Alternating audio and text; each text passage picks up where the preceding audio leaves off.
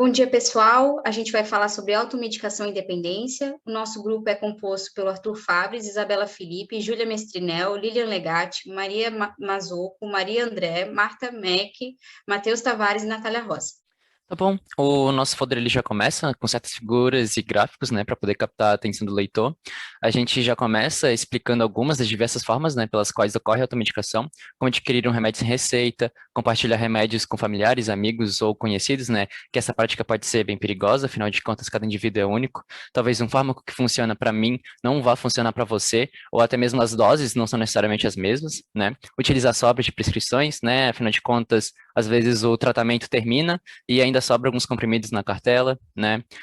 Reutilizar receitas antigas, né? Tem que tomar muito cuidado, afinal, às vezes o mesmo sintoma ele pode ser gerado por diversas doenças diferentes, né? E o fármaco ele só vai ajudar a mascarar a verdadeira causa do sintoma.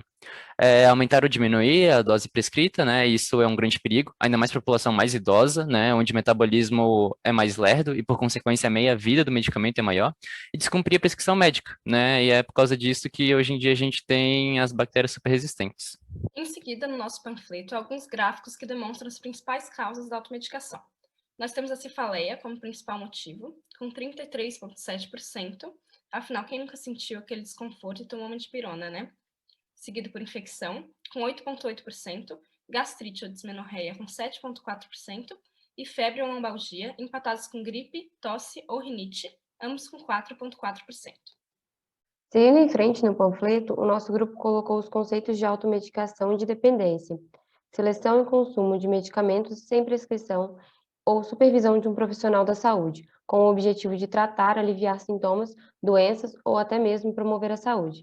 Vale ressaltar que isso é algo bem comum, afinal de contas, há vários medicamentos de venda livre. Infelizmente, no Brasil, a população tem um acesso restrito aos sistemas de saúde e as propagandas também que tentam passar a ideia de que os medicamentos são algo milagroso, o famoso tomou, curou, incentivando o telespectador a consumir o seu produto.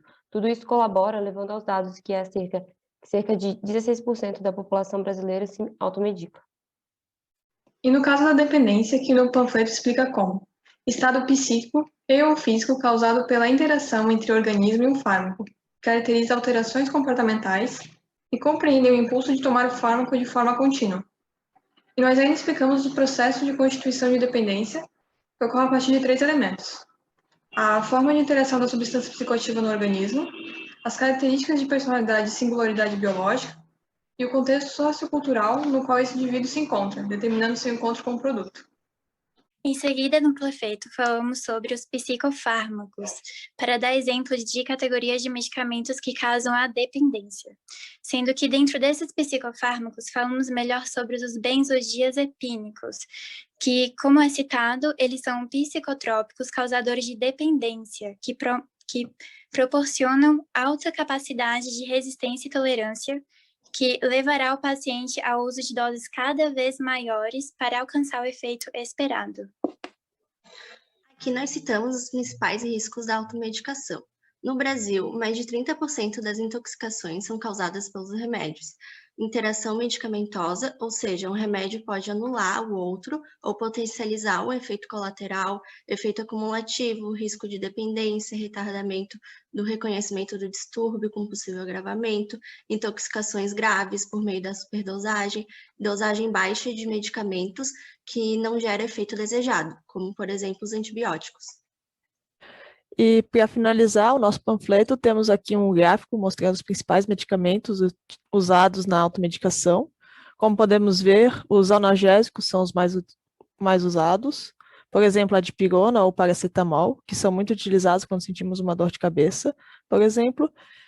E dessa forma, podemos fazer uma relação com o gráfico anterior que mostra que o principal causa de automedicação era a cefaleia. Em seguida, vemos que os mais utilizados são os relaxantes musculares, como, por exemplo, um Dorflex. E, por último, os anti-inflamatórios e antirreumáticos, como, por exemplo, o diclofenaco e o ibuprofeno. E tendo todas essas informações em mente, faz a gente repensar o papel do profissional da saúde, ficando evidente a necessidade de orientar os pacientes a tomar a medicação de maneira correta. Esclarecer de maneira eficiente os riscos desses medicamentos e que práticas como recomendar para um amigo, parente, pode ser prejudicial. Afinal, é através dessa conscientização que fazemos é que conseguiríamos reduzir os números dessas estatísticas que já foram citadas anteriormente. Então, gostaríamos de agradecer a todos por terem prestado atenção. Agora, quanto à montagem do trabalho, todos nós votamos para decidir o tema do trabalho e cada um foi atrás de artigos com relação ao tema e no final a gente filtrou os melhores artigos para não ficar tão extenso. Todos nós participamos em todas as etapas da montagem do trabalho, seja revisando, tirando dúvidas e dando opiniões. Sendo que eu, o Matheus e a Maria Gabriela demos ênfase maior na apresentação, a Maria Luísa e a Isabela Felipe tiveram foco maior na pesquisa sobre dependência, a Júlia Mestrinel e a Natália da Rosa deram uma maior atenção na parte da automedicação, e a Marta Mack e a Lilian Legatti tiveram maior destaque na parte gráfica da construção do panfleto. E, por fim, utilizamos os seguintes artigos como bibliografia. Cefaleia como principal causa de automedicação entre os profissionais de saúde não prescritores, um artigo de 2011. Diga não à automedicação, um TCC de 2014. Uma abordagem ao indiscriminamento de medicamentos benzodiazepínicos, um artigo publicado em 2018. E a prevalência da automedicação no Brasil e fatores associados, um artigo de 2016.